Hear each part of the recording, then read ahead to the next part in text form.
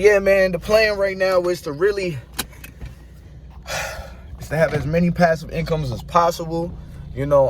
Have a certain number I want to hit, and let's just say I have a certain number I want to hit in like fun money. All my bills is already, paid for with the passive incomes that I have. And I'm only telling y'all this for motivational purposes, just to kind of show y'all how I live my life. I see a lot of other people do these videos, but I'm a little private with my money, so I don't really tell people too much. But I have a couple ways that I get, all my bills paid or whatever. So for instance, do I want to say all that? I kind of give the vague stuff, so because I don't want people too much in my pockets. But I'll say this. So for my cars, y'all know I have an i8, BMW i8, a Range Rover, and a Corvette. And then now I got my hoopty, you know what I mean? So the way I do that, I rent these cars out. I do private contracts outside of Turo, where I basically charge people month to month to drive those cars, and I usually mark it up probably about $2,000 higher than whatever I'm paying monthly, for a car. So for instance, if the Range Rover is $900, I'll charge you probably $2,500 a month, and with that, you're basically on my insurance. You don't have to worry about getting approved for a car. I still put that person's name on the insurance or whatever, to make sure that if it does fall short, anything happens, it still falls on their insurance, not mine. Well, their portion of their driver's license and their insurance, not mine. It's a little tricky when it comes to that. But anyways, so far so good with that. I rent out office spaces. So basically this is for my mortgage. What I do to pay off my mortgage is basically I find office spaces on Facebook Marketplace, things of that nature, and let's just say they have it listed at $700 a month, right? I would find somebody for instance, right now, a tattoo artist, and I'll tell them, okay, I could rent this to you for $300 a month.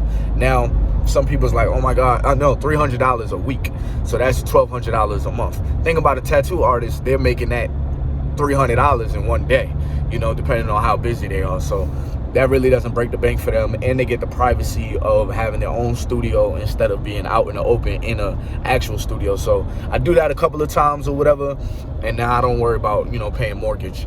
Social media, kind of covers my smaller bills or whatever. So basically all my bills is just paid for. Now all the other businesses like the vending machine, the ATM, things of that nature, whatever, my apps, check out my apps on the App Store. My apps are Burnout Challenge Fitness and Boogie Affirmations. And then another thing I do that's like a little side hustle, if you want to call it, I do photo shoots. As y'all can see right now, I'm on my way to go do some photo shoots for my little brothers. My dad paid me for it. He didn't really have to, but he said he wanted to. And then later on, I got to do an event photo shoot. And everybody kind of has the same question for me, like, bro, how do you do all of this? Honestly, I don't feel bad for myself. I don't feel bad for myself, and making money is a hobby for me.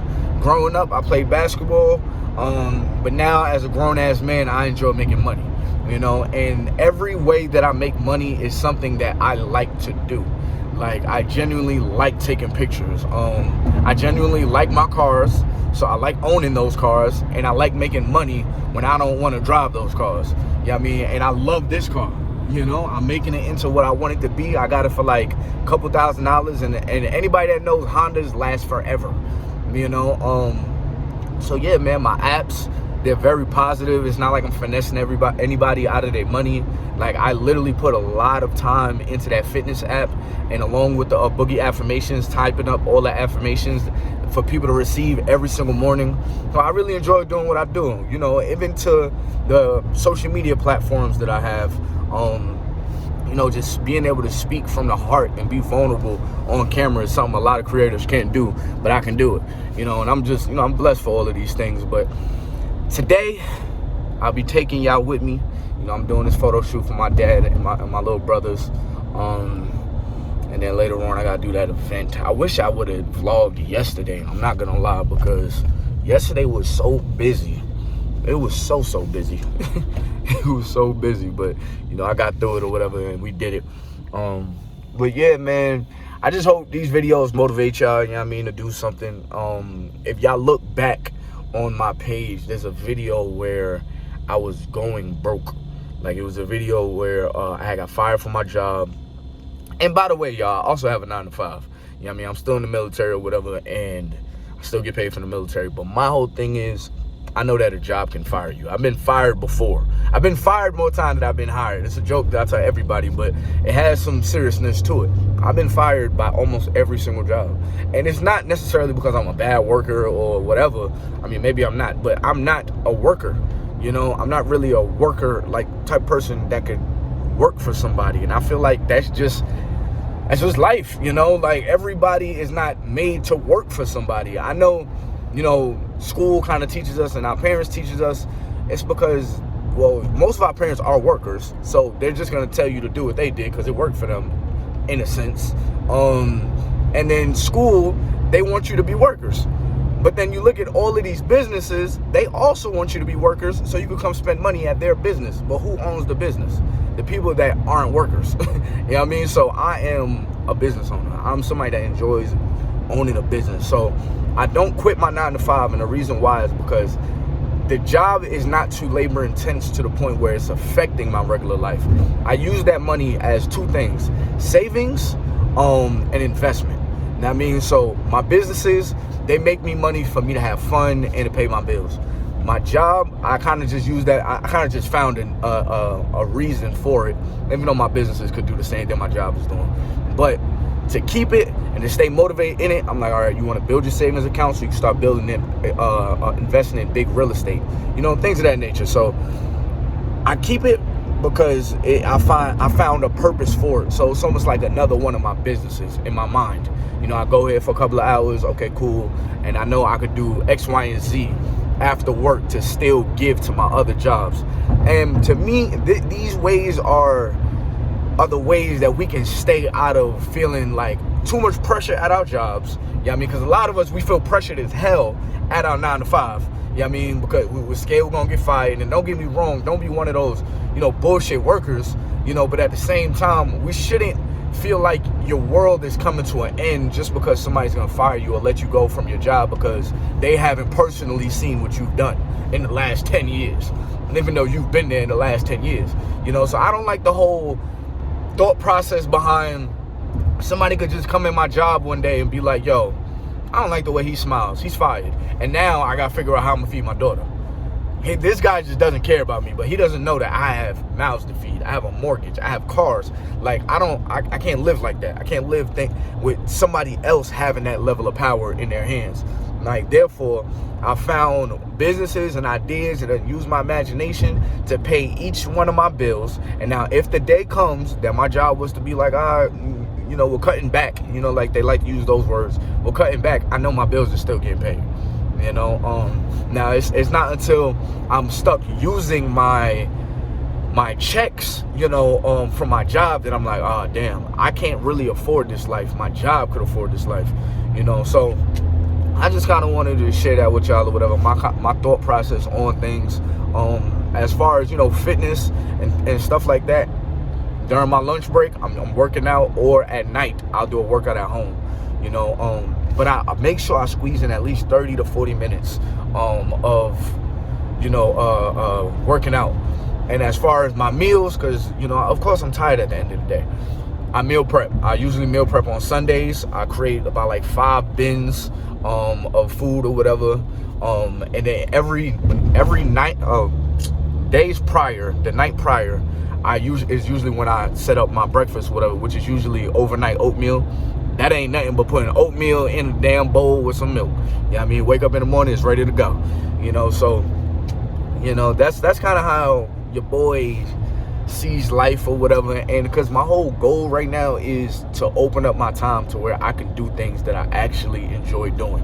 Like spending time with my daughter, you know, spending time with my shorty. You know what I mean? Going to see my mom whenever I want. You know, things of that nature. Like, these are the things that I really want to do. Travel, you know. I don't want to be missing out on so much of life because I'm always working at a job for 40 years, and I done missed out on all of this, you know, and now I'm here, and not to say 40 is old, or not to say 50 is even old, but our bodies don't work the same at those ages than my age now, or when I'm 30. Because essentially when I'm 30 is when I don't plan on lifting a finger. Like, everything is going to be automated.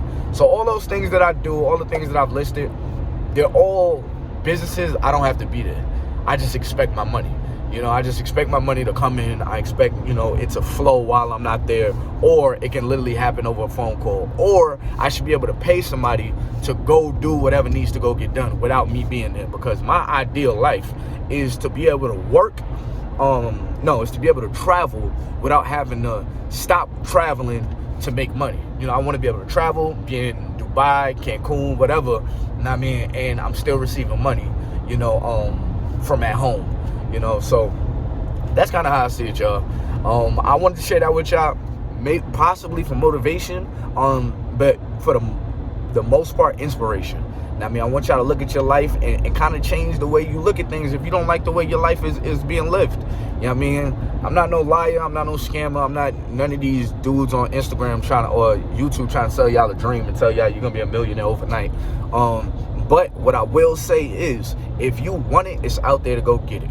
Now, I mean, information is so privy. What you do with your money, I mean, when you get money, you should be putting your money somewhere it can make more money. For an example, that ATM. Now, I mean, I buy that ATM.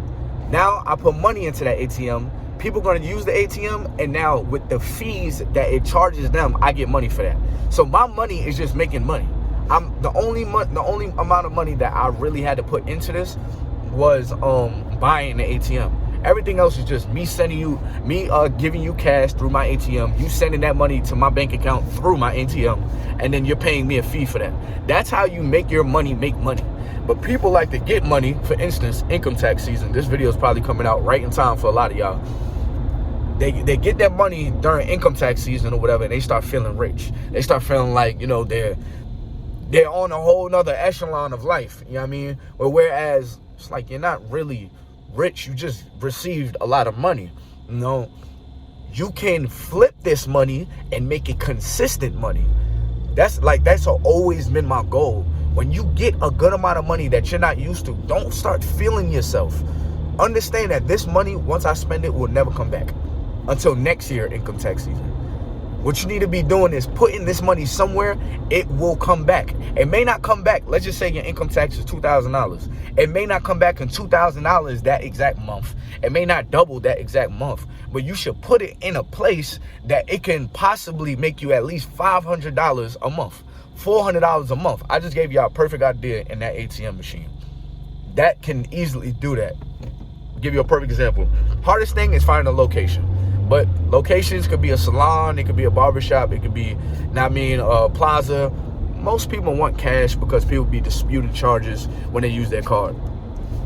If I'm charging people $3.50, right? I'm gonna just do ballpark numbers, $3.50, and 5 transactions happen on my ATM machine, one ATM machine in a day, right?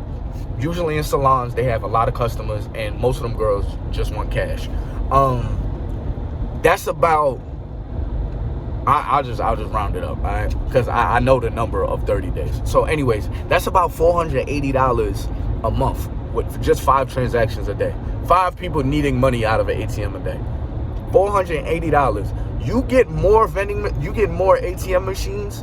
Now you got a couple $1,000. You got $4,000, $5,000. Like, all you gotta do is duplicate efforts. Once you can make $400, you can make $48,000. You know what I mean? It's just how many times you could duplicate your efforts and find help as well. You know what I mean? Because eventually, that'll become too much for you. But when you're making so much money, you can pay people to do the work. That's what all these other businesses got you doing. You know what I mean? A lot of them started by themselves, and then eventually they was like, you know what? Let me hire somebody to do this work, because I don't want to be there no more. And that's what you're doing for them. All right, so I just want to say all of that. Really just start out this vlog. This vlog is probably going to be long as hell, but I just want to start out with just giving y'all those words of wisdom and the understanding that I have and the way I think. All right? But, hey, man, I got to get to my pop's house.